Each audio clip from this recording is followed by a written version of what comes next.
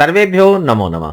संस्कृत सीखो के YouTube channel पर मैं प्राध्यापक कृष्ण वशिष्ठ आप सभी का हार्दिक स्वागत और अभिनंदन करता हूं। पिछली वीडियो में हमने 10वीं कक्षा का हरियाणा विद्यालय शिक्षा बोर्ड के द्वारा तैयार किया गया अभ्यास प्रश्न पत्र जो कि 2025-26 के लिए था, उसको हमने सरल कर लिया है। आज हम इस वीडियो में हरियाणा विद्यालय शिक्षा बोर्ड के द्वारा की वेबसाइट पर शेयर किया गया 12वीं कक्षा का अभ्यास प्रश्न पत्र जो कि सत्र 2025-26 के लिए है, सरल करने जा रहे हैं। यह अभ्यास प्रश्न पत्र बोर्ड के पेपर देने से पहले, चाहे वो आपका प्री बोर्ड हो या फाइनल पेपर हो, बहुत ही जरूरी है कि आप इसे सरल करें, क्योंकि एक तो हमें पैटर्न का पता चलेगा कि हूबहू यही पैटर्न आपका फाइनल पेपर में आएगा। दूसरा, हमारा अभ्यास हो जाएगा कि हमें किस प्रकार से पेपर को करना है और हमें उस स्ट्रेटजी का भी पता चलेगा, रणनीति का भी पता चलेगा कि किस प्रकार से हमने पेपर को अटेम्प्ट करना चाहिए। तो आइए शुरू करते हैं सत्र 2025-26 का अभ्यास प्रश्न पत्र। आप स्क्रीन पर देख पा रहे हैं आदर्श प्रश्न पत्र 2025-26, विषय संस्कृतम, रोल नंबर। आप 10वीं कक्षा का बोर्ड का पेपर दे चुके हैं तो आपको पता है कि सबसे पहले आपको रोल नंबर लिखना होता है और 3 घंटे का इसमें समय है, होरात्रयम, और पूर्णांक 80 है, ये भी आपको पता है। कुछ इंस्ट्रक्शन भी दी गई है कि 8 पेज हैं, 14 प्रश्न हैं इत्यादि। ये आप इसमें अच्छी प्रकार से एक बार इनको वीडियो को रोककर पढ़ लें, ये आपको परीक्षा में काम आएंगी। सामान्य निर्देश क्या दिए गए हैं? सामान्य निर्देश दिए गए हैं कि प्रत्येक खंड से उत्तर एकस्मिन स्थाने क्रमेण लेखनीयानि। आपको प्रत्येक खंड के उत्तर क्रम पूर्वक एक साथ ही लिखने, एक जगह पर लिखने। यह नहीं कि क्रम आप करें कभी 1, कभी 5, कभी 7, ऐसे नहीं, क्रम से आपको लिखने हैं। प्रश्न संख्या प्रश्न पत्रानुसारम अवश्यमेव लेखनीय। अगर किसी भी प्रकार से आपका क्रम भंग हो जाता है तो आप इस बात का विशेष ध्यान रखें कि खंड का नाम भी साथ में लिख दें और प्रश्न की संख्या अवश्य लिखें।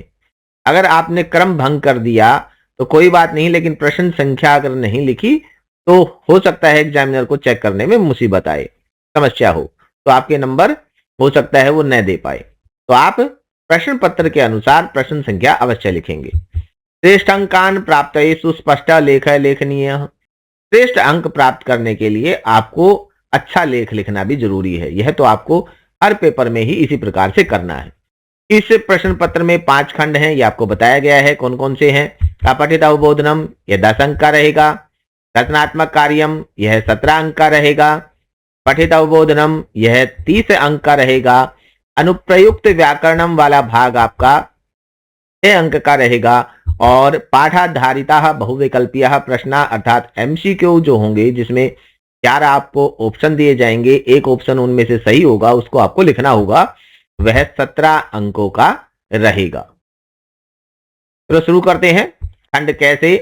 अपठित अवबोधनम, और ये 10 अंक का है, ये हमने जान लिया है।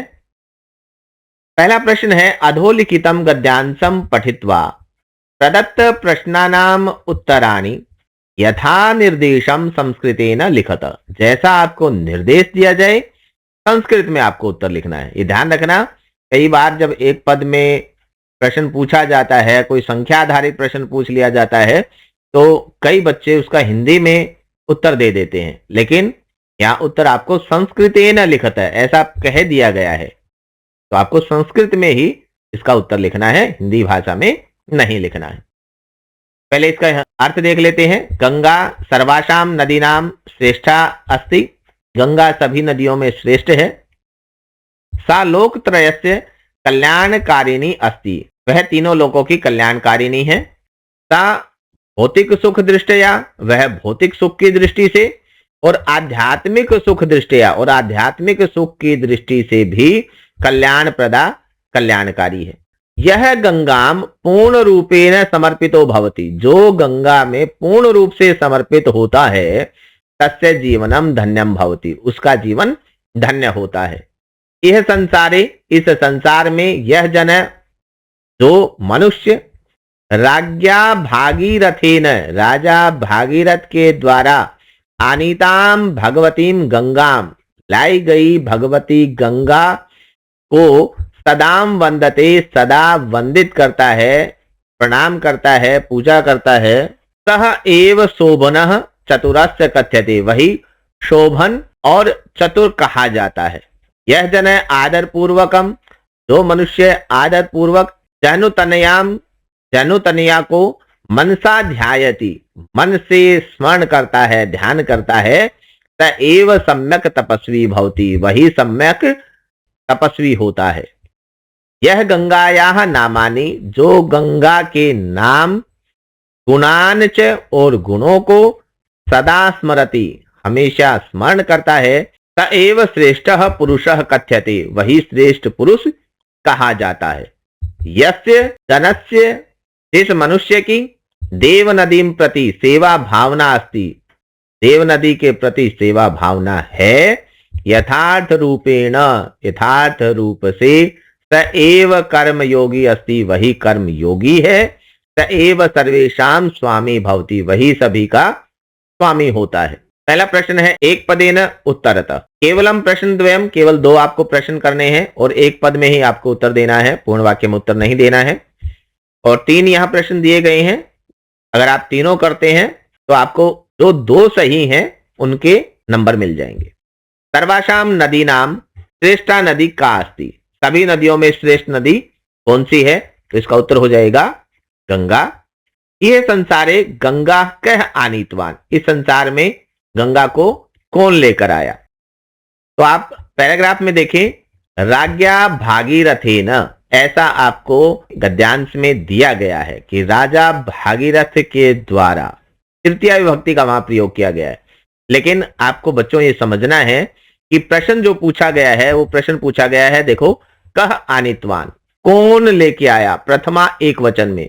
इसलिए बहुत जरूरी हो जाता है कि जो प्रश्न निर्माण से संबंधित चैनल पर वीडियो है आप उसको जरूर देखें कि प्रश्न किस प्रकार से बनाने होते हैं। केवल प्रश्न निर्माण के प्रश्नों में वह काम नहीं आएगा, जितने भी प्रश्नों के उत्तर आप संस्कृत में देंगे उन सभी में आपको प्रश्न निर्माण करना आना बहुत जरूरी है। तो वहां बताया गया है, अच्छे से आप उसको देखोगे तो समझ जाओगे कि जिस विभक्ति में आपसे प्रश्न पूछा गया है उसी विभक्ति में आपको उत्तर देना है। तो इसलिए उत्तर हो जाएगा राजा भागीरथः। यह जन आदर पूर्वकम जनुतनयाम ध्यायति सकः भवति। तो आप यहां देखें, स एव सम्यक, यहां देखो, स एव सम्यक तपस्वी भवति, यहां इसका उत्तर है। तो उत्तर क्या हो जाएगा? तपस्वी। अब ब भाग है इसका, जिसमें आपसे कहा गया है कि पूर्ण वाक्य न उत्तर, पूर्ण वाक्य में आपको उत्तर देना है। अब आपको एक पद में उत्तर नहीं देना है। और एक बात ये भी ध्यान रखें कि जब एक पद में आप उत्तर यहां आपने जो दिए हैं तो उत्तर लिखने के बाद पूर्ण विराम आपको जरूर लगाना है। प्यारे बच्चों, मैं वह छोटी से छोटी बात आपको बताना चाहता हूं कि आपके नंबर न कटें। अगर आप इस प्रकार से जो मैं बता रहा हूं उस प्रकार से आप पेपर लिखते हैं तो आपको 100% अंक लाने से कोई नहीं रोक सकता।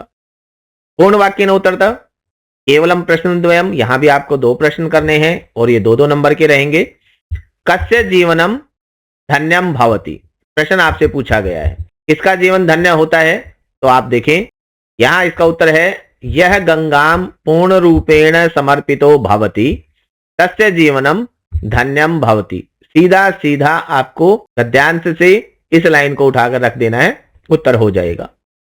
अगला प्रश्न, कह श्रेष्ठः पुरुषः कथ्यते, कौन श्रेष्ठ पुरुष कहा जाता है? तो आप यहां देखिए, स एव श्रेष्ठः पुरुषः कथ्यते, ये दिया हुआ है।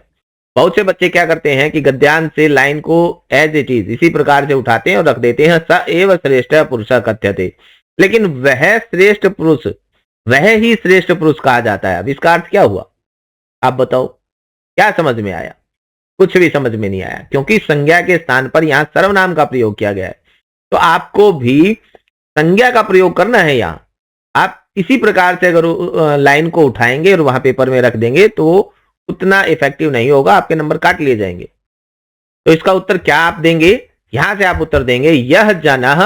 अब यह जने भी आपको लिखना है, हालांकि अगर नहीं भी लिखें तो भी काम चल जाएगा, लेकिन यहां आप लिखेंगे तो और क्लैरिटी आएगी। यह जन गंगायाः नामानि गुणांच सदा स्मरति स एव श्रेष्ठः पुरुषः कथ्यते। इस प्रकार से आपको उत्तर देना है। कह सर्वेशाम स्वामी भवति, तो इसका उत्तर आपको इस अंतिम लाइन में मिलेगा। यस्य जनस्य देव नदीम प्रति सेवा भावना अस्ति यथार्थ रूपेण स एव कर्मयोगी अस्ति स एव सर्वेशाम स्वामी भवति। अब आप बच्चों ये बात समझो कि आप 12वीं कक्षा में हो और 12वीं कक्षा में आपको अनुच्छेद का स्टैंडर्ड जो है वो थोड़ा सा बढ़ा हुआ मिलेगा।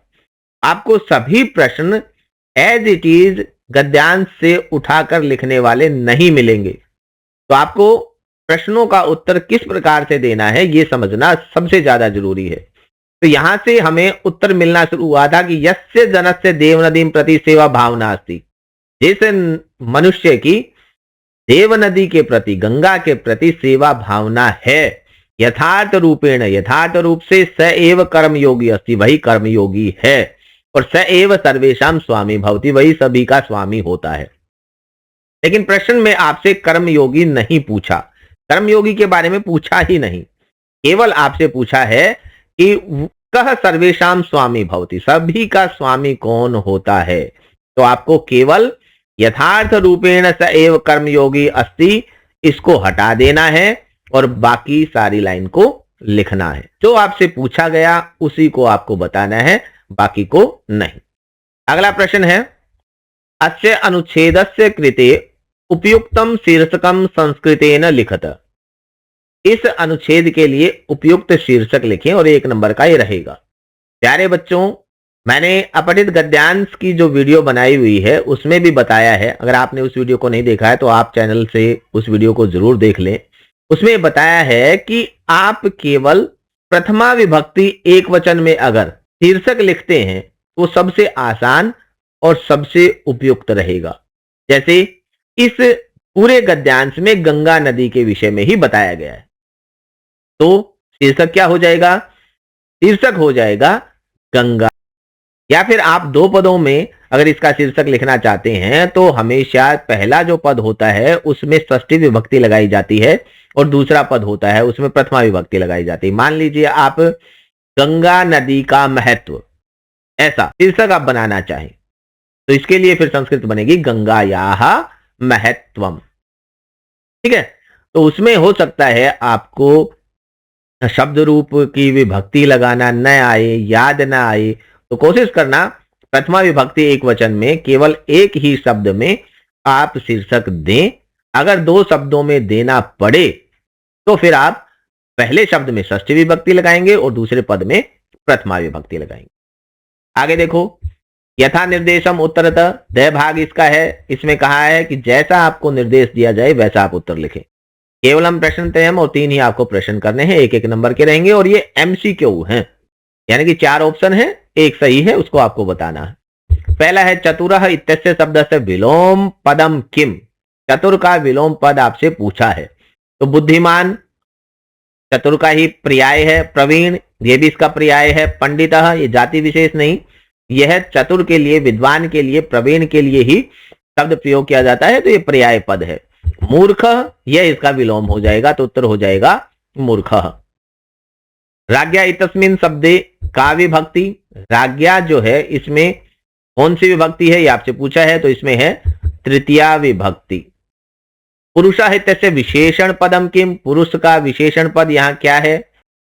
तो गद्यांश में कहा गया था ना कि स एव श्रेष्ठः पुरुषः, तो इसका हो जाएगा विशेषण पद श्रेष्ठ।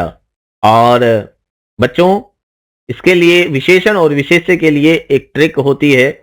अगर गद्यांश की बात हो तो उसमें वह 95% काम करती है कि जो पहला पद होता है वो विशेषण होता है, दूसरा पद होता है वो विशेष्य होता है। जैसे अगर आप यहां देखें गद्यांश में स एव श्रेष्ठः पुरुषः, यह शब्द यहां है, आप देखें श्रेष्ठ पुरुषः, तो श्रेष्ठ पहले लिखा है और पुरुषः बाद में लिखा है, तो जो पहला पद है वो विशेषण होता है और बाद वाला पद होता है वह विशेष्य होता है।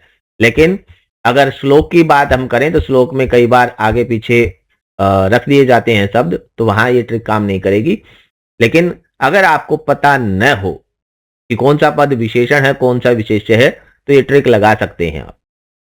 गंगा सर्वासाम नदीनाम श्रेष्ठा अस्ति, गंगा सभी नदियों में श्रेष्ठ है। इत्यस्मिन् वाक्ये अस्ति क्रियापद से कर्ता का, अस्ति क्रियापद का आपसे कर्ता पूछा है, तो अस्ति क्रियापद का कर्ता यहां है गंगा, तो उत्तर हो जाएगा क भाग गंगा। यहां आपसे पूछा गया है कर्ता क्या है, लेकिन आपसे क्रिया कौन सी है ये भी प्रश्न पूछा जा सकता है, तो ये भी आप ध्यान रखें। तो क्रिया जो है इसमें अस्ति है, क्रिया क्या है? अस्ति। आगे देखो, खंडक है रचनात्मक कार्यम विषय एकम अधिकृत्य पंचवाक्यानि संस्कृत भाषाया लिखत। किसी एक विषय पर 5 वाक्य आपको संस्कृत भाषा में लिखने हैं। वस्तुतः ये निबंध वाला प्रश्न है और 4 आपको यहां विकल्प दिए हैं, ऑप्शन दिए हैं। समय से सदुपयोग, परोपकार, संस्कृत भाषाया महत्वम और अनुशासनम, ये 4 आपको विषय दिए गए हैं। किसी एक विषय पर आपको निबंध लिखना है और 5 वाक्य लिखने हैं। प्यारे बच्चों, ये आप ध्यान रखना कि यहां आपको विद्वत्ता नहीं दिखानी है, आपको चाहिए 80 में से 80। और वो कैसे आएंगे? जब आप किसी भी प्रकार की गलती नहीं करेंगे तो आपको नंबर पूरे आएंगे। तो इसके लिए जरूरी यह है कि जो सिंपल से सिंपल वाक्य हो वो आपको बनाने हैं। आपको ज्यादा गहराई में, विशेषता के आधार पर और पांडित्य दिखाने की आवश्यकता नहीं है। 5 सिंपल वाक्य लिखें। आप, मुझे पता है कि आपने इनका अभ्यास कर लिया होगा। यहां अब मैं कोई बताऊंगा और उनको आप अगर आप याद करोगे तो वो आपके लिए मुश्किल होगा। लेकिन फिर भी किसी बच्चे को अगर किसी भी विषय पर 5 वाक्य समझ में नहीं आ रहे हो, याद नहीं हो, तो आप कमेंट बॉक्स में लिख सकते हैं, मैं वो भी आपको प्रोवाइड करवा दूंगा। छंद अलंकार परिचय, यह है तीसरा प्रश्न। छंद अलंकारों का परिचय। प्यारे बच्चों, पहले तो होता यह था कि आपसे अलंकारों के नाम दे दिए जाते थे, छंदों के नाम दे दिए जाते थे, लक्षण उदाहरण सहित लिखें और 4 नंबर का ये प्रश्न हो जाता था। और 2 लिखने होते थे, 8 नंबर इसमें आ जाते थे। लेकिन अब इसको 6 नंबर का कर दिया है। 3 प्रश्न इसमें आपको करने हैं और 2-2 अंक का ये रहेगा। और उसमें एक में आपसे लक्षण पूछ लेगा या एक में आपसे उदाहरण पूछ लेगा, या आपसे और भी बारीकी में पूछ लेता है कि किसी छंद में कितने वर्ण होते हैं, तो एक चरण में या पूरे छंद में। और एक प्रश्न आपको ऐसा भी यहां दिया गया है, आप देख पा रहे हैं कि खाली स्थान आपको भरना है, वो हमेशा छंद के लक्षण से ही होता है। तो आप छंदों के लक्षण और उदाहरण अच्छी प्रकार से याद कर लें। और अगर किसी को छंद के लक्षण और उदाहरणों में भी समस्या है तो आप कमेंट बॉक्स में लिख सकते हैं, तो उनका मैं जो आसान से आसान याद हो जाने योग्य जो भी होगा तो मैं आपको प्रोवाइड करवा दूंगा कमेंट बॉक्स में, या फिर अलग से वीडियो बना के। आइए अब देखते हैं शिखरणी छंदसः लक्षणम किम। शिखरणी छंद का आपसे लक्षण पूछा गया है, तो शिखरणी छंद का लक्षण कौन सा होता है? रसई रुद्रई छिन्ना यमन सभलागः शिखरिणी। मालिनी छंद का उदाहरण पूछा है, तो आप उदाहरण दे सकते हैं, जो भी आपको याद हो वो उदाहरण आप लिख दें। अगर आपसे लक्षण पूछा जाए तो लक्षण क्या होगा? नाना माया युतेयम मालिनी भोगी लोकई। इस प्रकार से उपेंद्र वज्रा छंदसी कति वर्णाः भवन्ति। उपेंद्र वज्रा छंद में कितने वर्ण है ये आपसे पूछा है। उपेंद्र वज्रा छंद में एक चरण में और पूरे छंद में, यहां 2 बातें आती हैं जो आपको ध्यान में रखनी है। प्रति चरण यहां नहीं पूछा गया है। अगर प्रति चरण पूछा जाता तो एक लाइन में अर्थात एक चरण में, ये 4 चरणों में यह छंद होता है तो एक चरण का आपको उत्तर देना था, लेकिन ये कहा ही नहीं, तो इसका मतलब है यह पूरे छंद में आपसे पूछना चाहता है। तो इसके लिए आप पहले एक चरण में कितने होते हैं ये जाने। इसका लक्षण क्या है? उपेंद्र वज्रा जत जास्तो गौ, उपेंद्र वज्रा जत जास्तो गौ, इस प्रकार से होता है। और इसमें जगण तगण, जगण और 2 गुरु, तो 3 तिया 9 और 2 11, 11 वर्ण एक चरण में होते हैं। तो पूरे में कितने हो जाएंगे? 44। लेकिन आप ध्यान रखना कि आपको उत्तर जो देना है वो संस्कृत भाषा में ही लिखना है। यहां लिखा है उत्तराणी संस्कृत भाषया लिखत। बहुत से बच्चे ऐसा करते हैं कि इनका उत्तर वो रोमन पद्धति में ऐसे लिख देंगे 44, जो कि गलत हो जाएगा। तो आपको एकादश या चतुश्चत्वारिंशत् संस्कृत में ही लिखना है। उसके बाद अगला है शात इंद्रवज्रा यदि तौ जगौग। ये जो लक्षण है वो किसका है? इंद्रवज्रा छंद का है। तो यहाँ इंद्रवज्रा आपको लिखना है, हो जाएगा स्यात् इंद्रवज्रा यदि तौ जगौग। अगला जो है प्रश्न, यह अलंकार से है। तो रूपक अलंकार का लक्षण, उत्प्रेक्ष्य अलंकार का लक्षण, उपमा अलंकार का लक्षण, श्लिष्टि पदई रणिकार्थ विधाने क्लेशः इष्यते। यहाँ रिक्त स्थान भर देंगे। अगला है खंड गय पठित अवबोधनम। अब यहां भी आपको ये समझना है कि पठित अवबोधनम में आपको दो प्रश्न ऐसे मिलेंगे। एक में आपको सप्रसंग व्याख्या गद्यांश की करने को कहा जाएगा और एक में श्लोक की सप्रसंग व्याख्या करने को कहा जाएगा। तो आपको जो 4 अंक यहां निर्दिष्ट किए गए हैं उनको समझना जरूरी है। बोर्ड ने इस पेपर की जो आंसर की तैयार की है उसमें स्पष्ट लिखा है कि 3 अंक यहां होंगे सरलाट के और 1 अंक होगा प्रसंग लिखने का। आपने कितना ही अच्छा सरलाट क्यों ना लिख दिया हो, लेकिन आपने प्रसंग नहीं लिखा तो आपको अधिकतम 3 अंक ही मिलेंगे, उससे ज्यादा नहीं मिलेंगे। तो आपको प्रसंग सहित सरलाट श्लोक का भी और गद्यांश का भी दोनों का ही करना है। तो इसे आप कर लेंगे। 7वां प्रश्न है, यहां 2 सूक्तियों का भावार्थ आपको हिंदी भाषा में लिखना है, ऐसा कहा है, और ये 4 अंक का है। और उसी के अथवा में एक और प्रश्न है जिसमें आपको एक श्लोक दिया गया है, उसका अन्वय दिया है और उससे 4 रिक्त स्थान उसमें आपको भरने हैं मंजूषा से लेकर। तो आप हिंदी भाषा में जैसे आपने पाठों का सरलाट किया है उसी प्रकार से आप वहां से हिंदी भाषा में इन सूक्तियों का भावार्थ लिख सकते हैं। लेकिन आप ये बात ध्यान रखना बच्चों कि भावार्थ जो है वो सरलार्थ नहीं होता।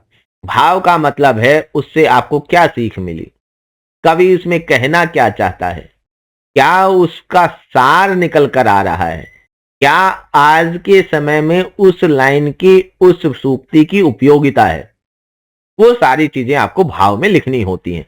और इतना सब करने के लिए आपको लिखना भी ज्यादा पड़ेगा, समय भी लगेगा और हो सकता है जो आप लिखो वो एग्जामिनर को पसंद ना आए या उसको उतना उपयुक्त वो ना समझे। तो उस कंडीशन में एग्जामिनर आपके नंबर काट सकता है।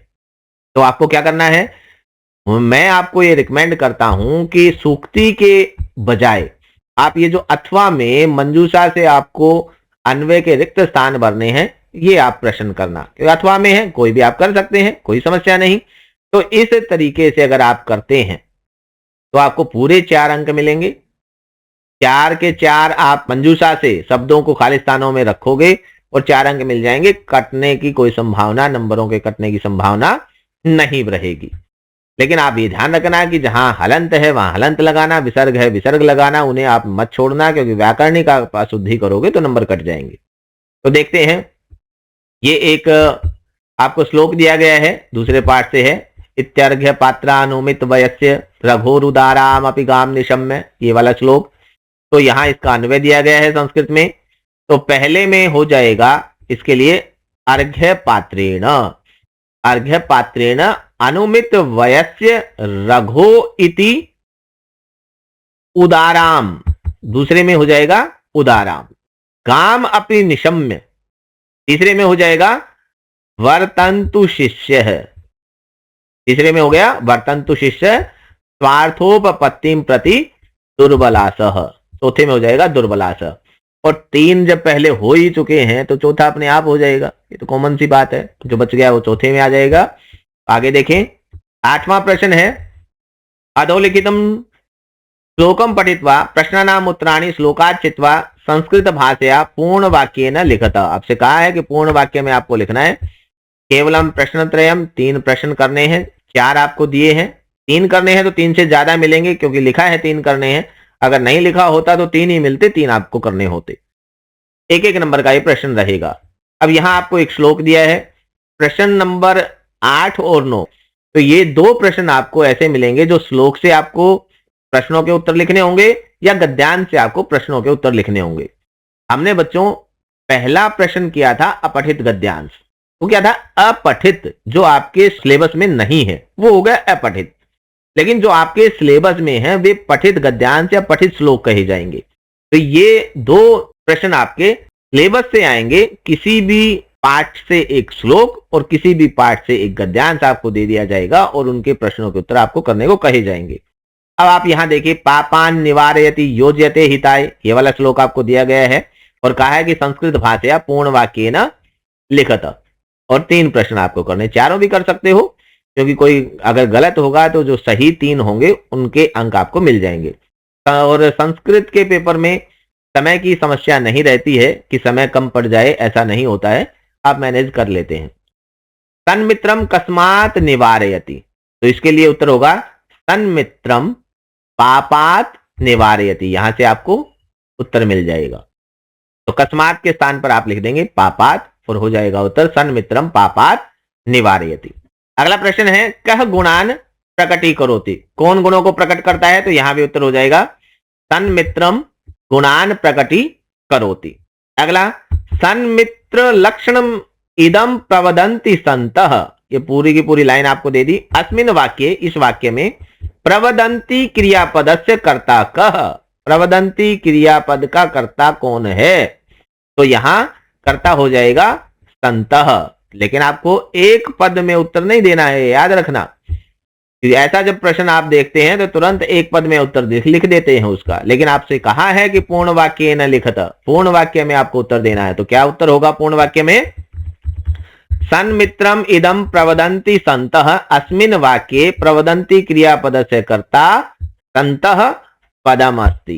इस प्रकार से पूर्ण वाक्य में आपको उत्तर देना है। तो पूरी लाइन इसी प्रकार से रख देंगे और कह के स्थान पर संतः पदम अस्ति इतना लिखेंगे। अत्र पुण्यात् पदस्य विपर्ययः किम पदम अस्ति, अब यहां और कोई खेल नहीं है, इस विपर्ययः इस शब्द का ही खेल है। विपर्यय का अर्थ होता है विलोम, विपरीत। अगर इसका अर्थ आपको पता है तो पुण्य का पाप होता है, कोई इशू ही नहीं है। इसलिए विपर्यय को आप जान ले, विपर्यय का अर्थ होता है विपरीतार्थक। तो पुण्यात् का पापात। अगला, यहां आपको एक गद्यांश दिया है, इससे आपको प्रश्न लिखने हैं। वही बात है, पूर्ण वाक्य में 3 प्रश्न है, 3 करने हैं, 4 दिए गए। मासोयम आषाढ़ः, ये आपसे गद्यांश दिया गया है, प्रश्नों को देखते हैं। अयम गद्यांश कस्मात् पाठात् संकलितः, ऐसे प्रश्न भी आपसे पूछे जा सकते हैं। यहां अब देखो, इस गद्यांश से इसका कोई लेना देना नहीं है। अगर आप गद्यांश में ढूंढना चाहेंगे तो आप इसका उत्तर नहीं ढूंढ सकते, है ही नहीं। तो अब यहां आपको बताना है कि यह गद्यांश किस पाठ से लिया गया है। तो आप इसका उत्तर बनाएंगे, अयम गद्यांशः कार्यम व साधयेयम देहम व पातीयेयम अस्मात् पाठात् संकलितः, इस पाठ से लिया गया है। अगला प्रश्न है, सायं समये भगवान भास्कर कुत्र जिगमीषु भवति, कहां जाना चाहते हैं, तो अस्तम जिगमीशुर भगवान भास्कर, यहां से आपको उत्तर मिल रहा है इस लाइन से। तो आपको उत्तर इसका बनाना है, सायं समये भगवान भास्कर अस्तम जिगमीषु भवति, और उसके बाद प्रश्नवाचक के स्थान पर पूर्ण विराम।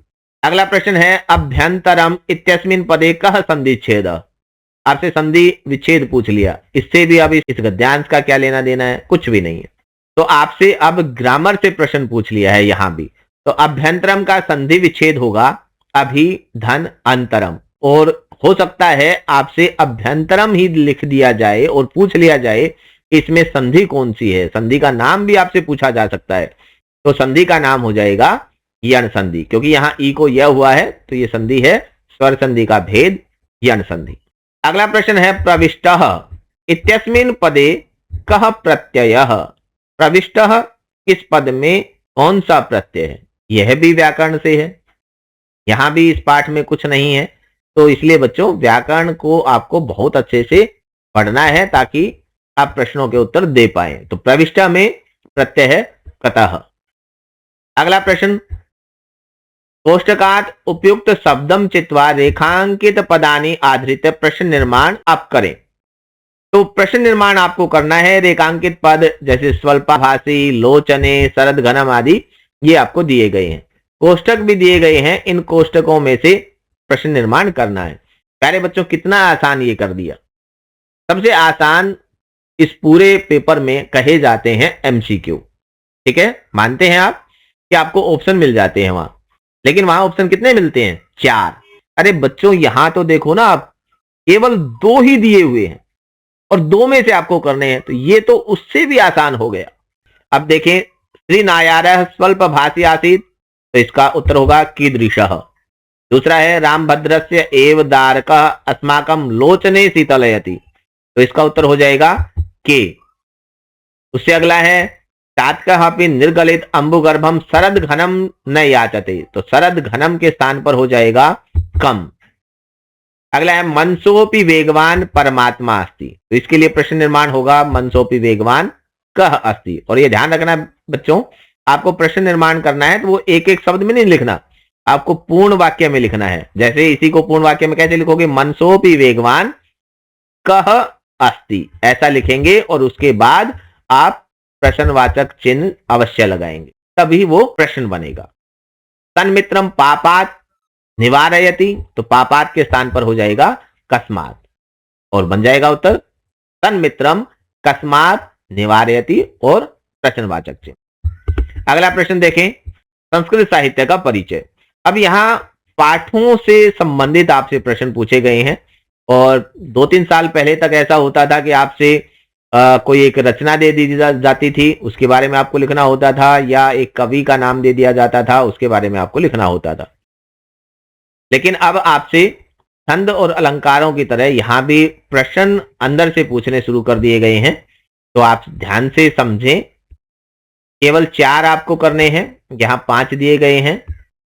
बाल कौतुकम अयम पाठ उत्तर रामचरितस्य कस्मात् अंकात संकलित, उत्तर रामचरितम के किस अंक से लिया गया है?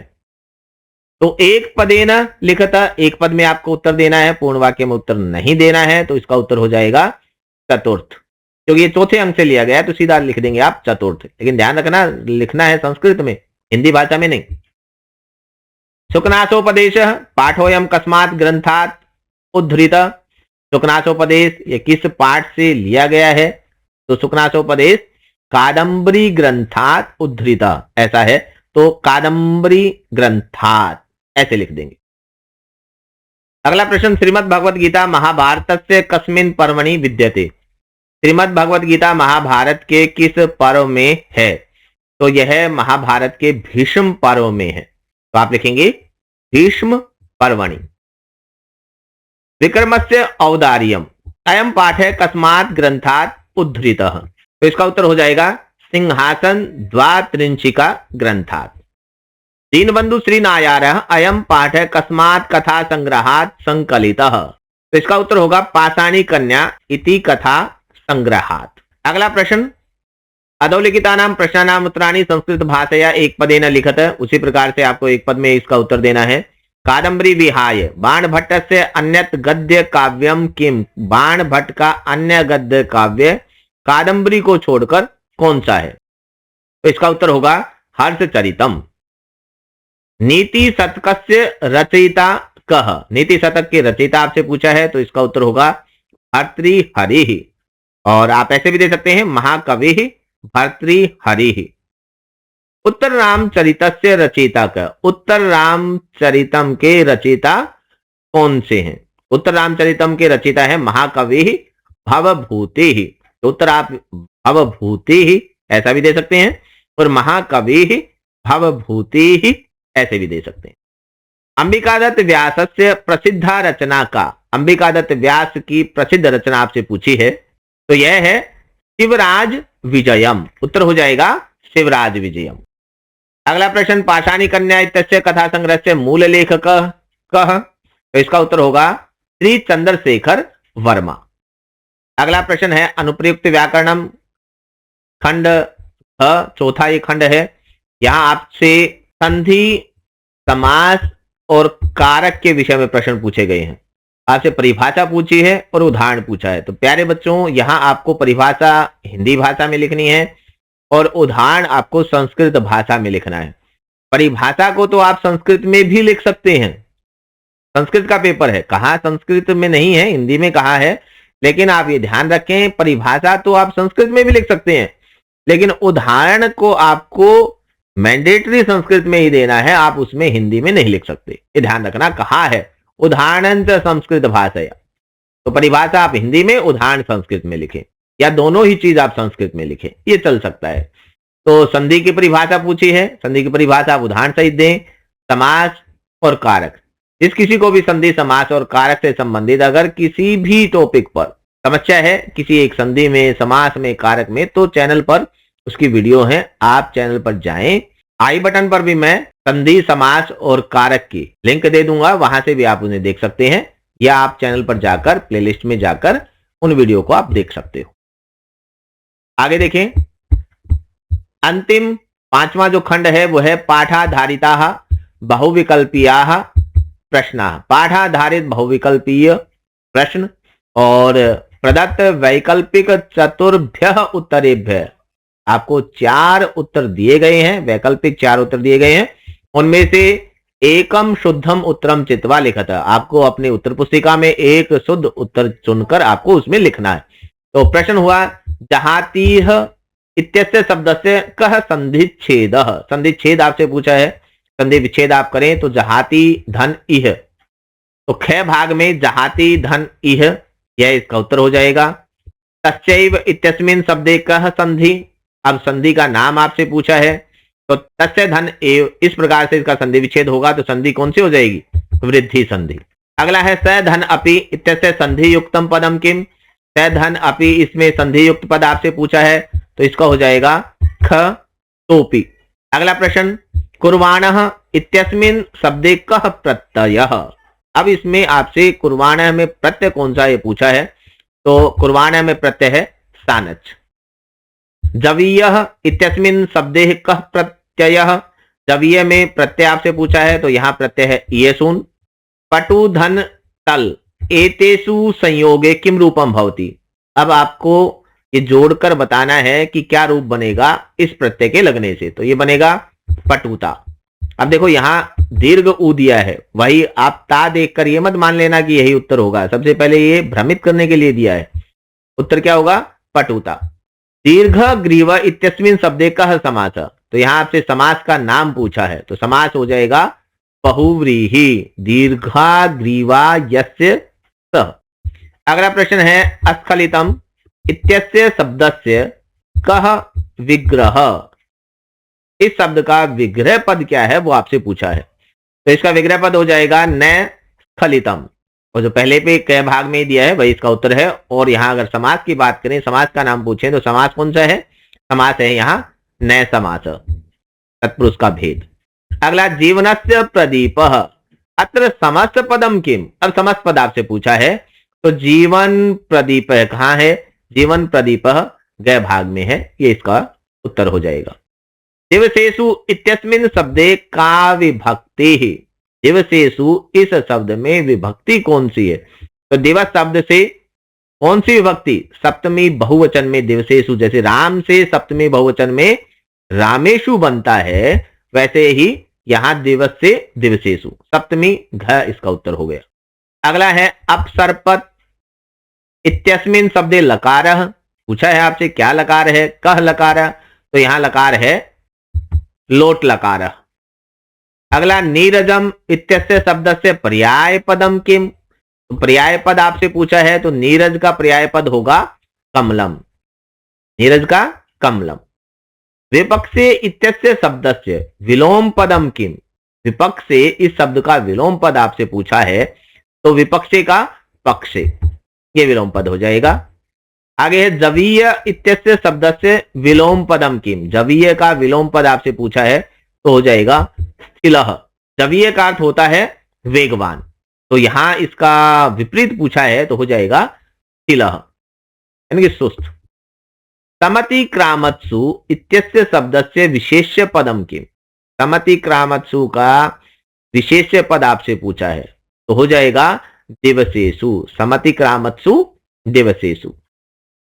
व्यवहार इत्यस्य शब्दस्य विशेषण पदम, इसका विशेषण पद आपसे पूछा है, तो हो जाएगा रुक्षः, ये आपको पाठ को पढ़ने से याद आ जाएंगे। गहनम तम, इसका विशेष्य पद कौन सा प्रयुक्त किया गया है पाठ में? तो हो जाएगा यौवन प्रभवम गहनम तमः। ये उत्तर हो जाएगा क यौवन प्रभवम। तो प्यारे बच्चों, इस प्रकार से आज हमने 12वीं कक्षा का ये अभ्यास प्रश्न पत्र सेशन 2025-26 के लिए जो बोर्ड की वेबसाइट पर था उसको हमने सरल किया है। अगर आपको वीडियो अच्छी लगी है तो आप वीडियो को लाइक करें, अपने मित्रों के साथ इसे शेयर करें, चैनल को सब्सक्राइब भी करें ताकि चैनल पर डाली गई कोई भी वीडियो सबसे पहले आप तक पहुंच सके। मिलते हैं अगली वीडियो में, तब तक के लिए नमस्कार।